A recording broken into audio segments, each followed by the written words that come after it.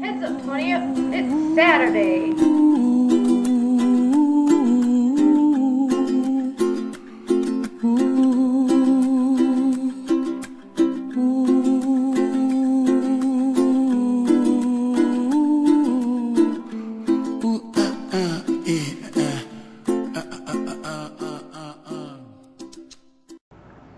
Good morning, everyone. I'm sure you all noticed that the timestamp does read May 1st.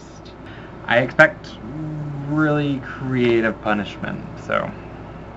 TJ!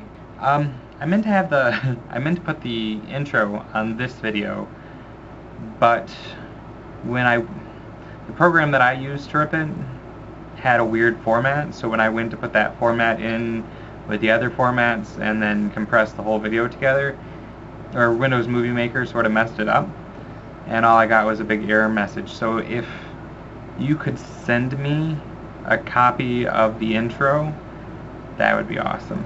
Thanks. I also thought it was awesome that you had artists like Charlie Is So Cool Like and Lauren O'Connell on your playlist. I really like Lauren O'Connell, especially when she did the work with the My Terrible Friends. So the two of them together, that was awesome. And then some of their commercials that they came out for the car companies, those were awesome too. So yeah, Lauren O'Connell is probably one of my favorite ones. You also had songs like the Soggy Bottom Boys on your list, which is awesome too, because I really enjoyed that too. I also really like the friendly bet that you and Lucy have going for the Wallabies versus the All Blacks to see who wins. I was never, like, I don't know much about rugby, but I have found that since the two of you have started talking about it, that I've started picking up on it and learning more and watching more and actually getting interested in what's going on with it. So I think that you guys have made a fan out of me. So hopefully one day I'll have my own team and we can have a friendly competition. Jens, it was the least I could do to talk in Spanish since you talk in English for us every day. Me personally, I don't know how it feels to talk in a second language or to try to articulate myself in a second language so well as you do, because I've never actually had to. I've always just spoken English. I also love the fact that you're an INFP. The description of the INFP also fits me really, really well. The whole caring about others more than yourself. Being happier to make someone happy than to be happy myself. So doing things for others makes me more happy than if somebody else was doing something for me. Yeah, I think that's a full thought. The INFP description goes a long way in describing who I am. I've taken so many of the tests, even the paid college entrance tests, and they've always all come back to the exact same INFP. It definitely describes me really well. Danielle, I'm sorry that I chose such a horrible test.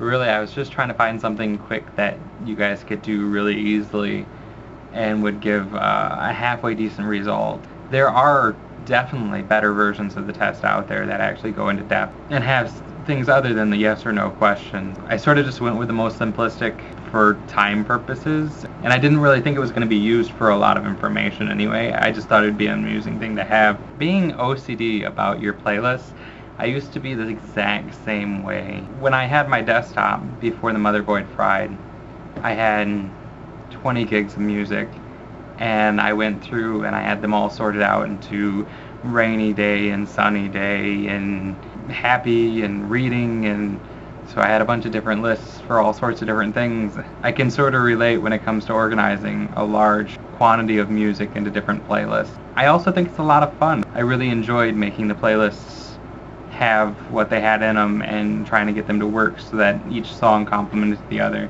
I don't think it's weird at all. I really enjoyed doing it. The place that you guys went in Georgia, I've actually heard of it. One of the engineers that I worked with goes there once a year with his family. He always comes back and tells stories about how they had to hike in with a specific amount of food and make sure they brought out all the trash that they went in with. He always has a really good time. I think that would be a lot of fun to go and see. So for the topic that wasn't a topic but became a topic, the censorship, I don't think that I was really ever censored when we were younger, or if we were censored, it was sort of overtly. There was very few things that our mom ever said that we couldn't do or watch or have. That I lived in a very small town, so I can't say that I wasn't what is the word? So I can't think of the word that goes with secluded, or like raised in a place where you're not given influences from other places. And I know it's a really simple and easy word, and I'm gonna kick myself when I remember it. And it'll be one of those things where I like wake up in the middle of the night and be like, oh, yay! But by then it'll be too late. So insert word. Or just put it in the comments section so that I can look at it and be like, oh, why couldn't I think of that? Rima, you talked about watching people play Warhammer 40k and stuff. And when I first started going to the card shops and stuff, I never actually like bought any of the figures and actually played myself. I would always watch as well. I would definitely say when it comes to gaming, I'm sort of like a voyeurist.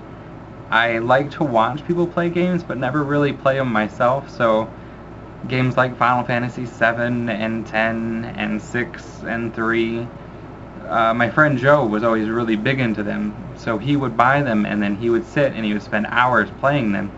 And instead of me playing them myself, I would sit there and I would watch him play. And it goes the same with like games nowadays, first-person shooters. I'm horrible at first-person shooters, but I love watching people play them. So like Halo 1 through 3, I've watched people play them, but I don't actually play them myself. So I guess it's like a personality flaw maybe. I like to watch other people succeed, and in that I feel that I've succeeded as well. But don't get me wrong, there are games and stuff that I do like to play, like the role-playing games like the D20 and the D100 systems, so D&D, Shadowrun, Call of Cthulhu, all sorts of different, where you actually sit at a table and you roll the dice and you read the books and you have characters, and one person runs a campaign and builds a story and structure, and then everybody tries to work out the puzzles and stuff. I enjoy stuff like that more than I would enjoy sitting down and playing Halo or Fable or even WoW. I played WoW for a while, and I never got a character to the max character level, even though I played at the same time as people who had 5 or 6. So when the cap was 70, I never had a 70, but Billy had like 5. When the cap raised to 80, I never had an 80. In fact, I barely had a 70. Even though I played as much as the other people, because I just wasn't really into it. I liked to be there to be with the other people involved, but I didn't really want to actually play. Lucy! I think it's awesome that you just picked up, bought a train ticket, and left, and went and tried to find your way. I've done that so many times. I've been in Georgia, I've been in Missouri, I've been in Michigan, all over the place, and I've worked so many different jobs, and I don't think I'm ever going to find a place that I feel comfortable sitting down and being in for a long period of time. And it's nice to know that other people have that same drive to go out and do. I think it's really awesome that you and Rima have the whole 6 degrees of separation thing.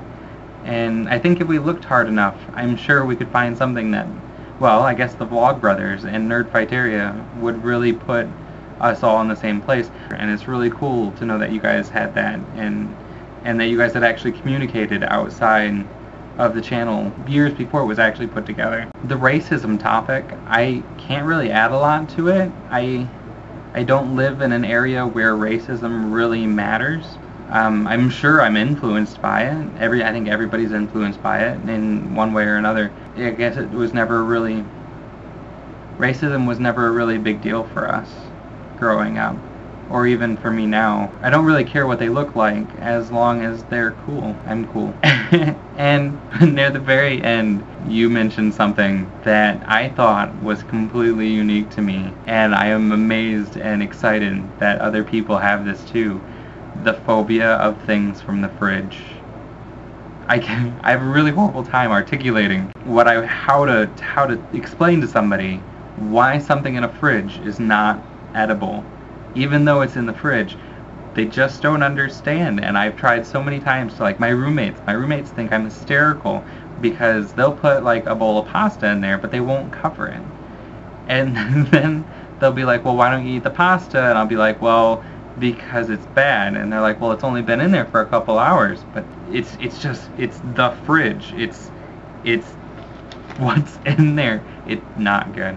Like I said, I can't articulating how horrible and how awkward it is that I have this weird phobia of things in the fridge and nobody else understands it. So I am amazed and excited that you have the same phobia and can actually articulate what it means to you and why it's that way. Craig, you mentioned that radar was a nickname that was given to somebody in Paper Towns, or at least given from one character to another character in Paper Towns. So I was really intrigued and I wanted to know more, so I went out and bought Paper Towns, and I should be reading it here in the next couple weeks. I've got a huge stack of books that I've already started, but it's in the stack now, so I should get to it sooner or later, hopefully. I don't know. I mean, I might get into a book and then find out it's a series and then push this one off, but I'll get to it eventually. For not having a car in the radio, I intentionally buy cars that don't have the electrical anything. So I drive a manual with manual windows and manual doors and a manual transmission, and the most I ever have is an AM FM radio. I don't even have air conditioning, no cruise control.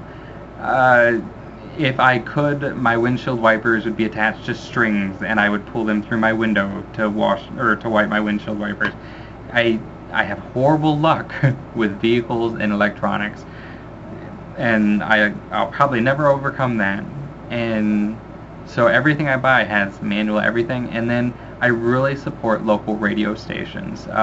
It could be that I'm friends with a few of the DJs in the area, or it could just, I really like the thought that maybe the next song that plays will be a song that I like that I'd never heard before.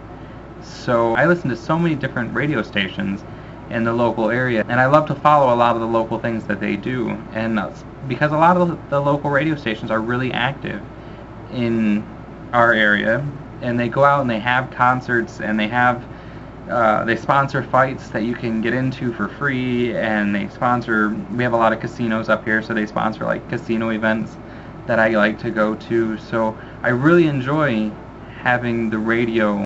So I've rambled on for a while, and my video is late, and I have a million more things to add.